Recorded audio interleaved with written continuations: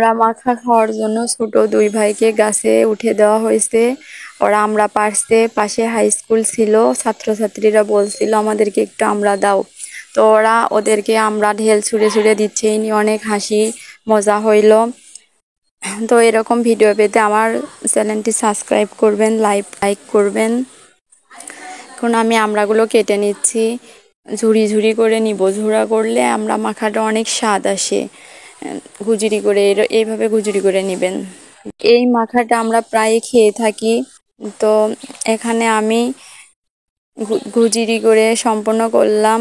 লবণ, মরিচ, সরিষার তেল, ধনিয়া গুঁড়া, জিরা গুঁড়া, এই গুঁড়াগুলো দিলে অনেক সুন্দর একটা সেন্ট আসে, স্বাদও বেশি হয়। তারপর আমি একটু চিনিও নিব, চিনি দিলে মজা লাগে। তো আপনারা চাইলে চিনি নাও দিতে পারবেন।